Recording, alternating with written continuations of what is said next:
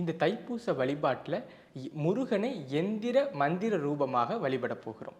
So எந்திரம்னு எடுத்துக்கிறீங்க அப்படின்னா சரவண பவ எந்திரம்.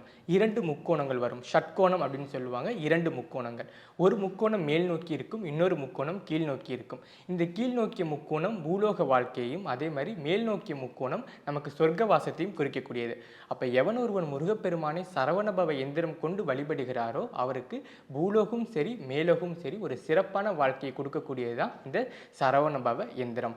இதை நம்ம இந்த பச்சரிசி மாவால் வரைய போகிறோம். ஸோ பச்சரிசி மாவால் இந்த ஷட்கோண எந்திரத்தை வரைகிறோம். நடுவில் ஓம் அப்படின்னு எழுதிக்கிறோம்.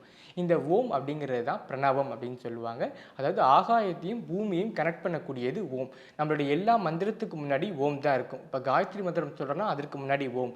108 போற்றிகள் சொல்கிறோம் அப்படின்னா அதற்கு முன்னாடி ஓம். ஏன் இந்த ஓமுக்கு இவ்வளவு வலிமை அப்படின்னா இந்த பூமியையும் ஆகாயத்தையும் கனெக்ட் பண்ணக்கூடிய ஒரு வேவ் தான் ஓம். அப்போ இங்கே சொல்லக்கூடிய மந்திரம் நமக்கு மேலே இருக்கக்கூடிய இறைவனுக்கு சென்றடையக்கூடியது இந்த ஓம் அப்படிங்கிற வேவால தான். அதனால தான் ஒவ்வொரு மந்திரத்துக்கும் ஓம் அப்படிங்கிற வார்த்தையை சொல்கிறோம்.